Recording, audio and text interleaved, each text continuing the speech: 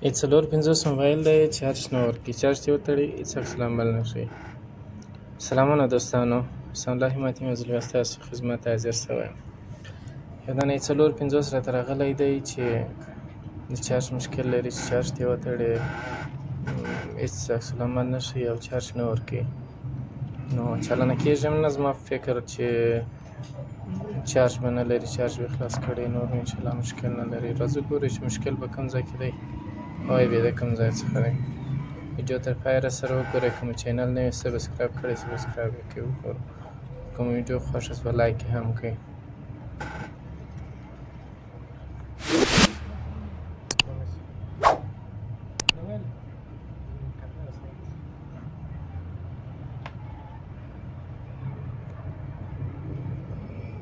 اولا بیا د چارج خوا چې د کیټ اول بیا د دغه ځای ته شروع کړو. همیشه دا به ګورو ولې چې اکثره وخت مشکل په دغه ځای کې بیا خواته نه وي مشکل.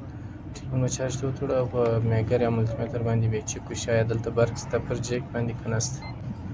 میګر به ډي سي موډ ته ور واړوو او د جیک د دا سره او هغه سره اخري پایه دواړو سره د دا به چک کوو. ګورو ملګرو چارج ځای هم جوړ دی، کیټ هم جوړ دی، تر دا ځای کې پورې برق راځي. انشاءالله په دې کې مشکل نشته. راځو اوس نو د مین بورډ یا مادر بورډ چې ورته وایي یا هغه اصلي تخت هغه ګورو چې کوی چې هلته آیا د پټۍ څخه برق ورځي که نه ورځي.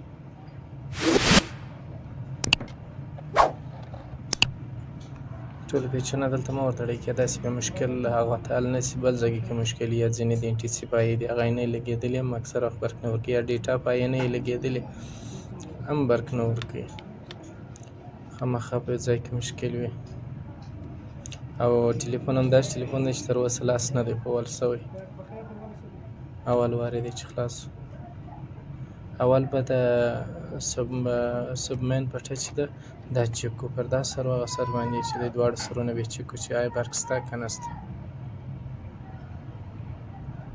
ملګرو دلته برق نشته، څه لحظه یې برق راځي ورته خو دا کار نه کوي،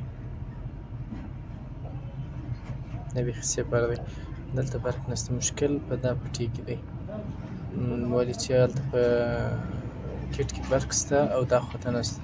نو اخوا بیرته راخلاص کړو بیا ګورو چې آیا دا پټۍ جیک دا دوه جیکونه نه سره وصلېږي که بل مشکل دی.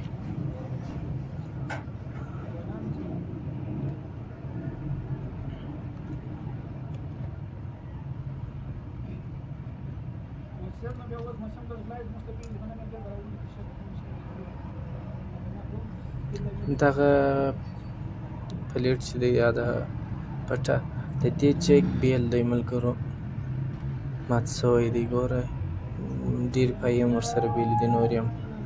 نو انشاءالله مشکل د دغه ځای څخه دی. اکثره وخت موبایلان ګورئ یا دا جیک بیل وي یا دا هندوانه یې سره وصل. ډېر وخت ملګري ډېر ټلفان ماته داسې راغلي چې سیرین جواب کړي دي وایي دا نه جوړېږي، خو مشکل بیخي جزئي مشکل وي په یوه جمپر باندې یا جوړېږي. دا دوه جیکونه چې دي د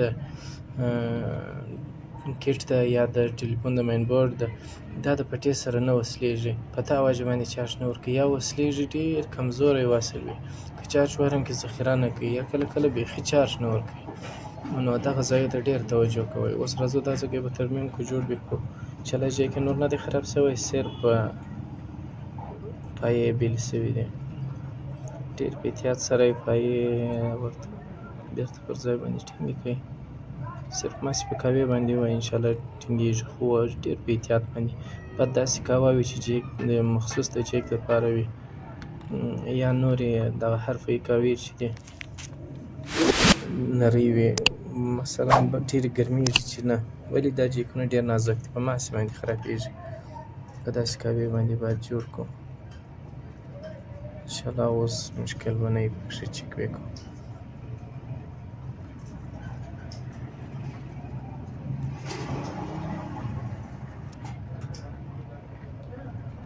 اوس راځو بېرته په میګر باندې ګورو چې هلته برق شته که نشته. ملګرو برق پیدا شو دلته. نو دغه جزئي ځایو ته ملګرو ډېره توجه کوئ په بعضې ټلیفونانو کې اکثره ملګرو په نور ځای کې لاس وهلی. ملګرو چینل در سره سبسکرایب کړئ او که نظر یا پوښتنه لرئ په کمنټ کې خامخا راته ولیکئ. نو کوم ویډیو خوښه شوې ویډیو هم در سره لایک کړئ. تر بلې ویډیو پورې د الله په امان ښه وخت ولرئ. السلام علیکم.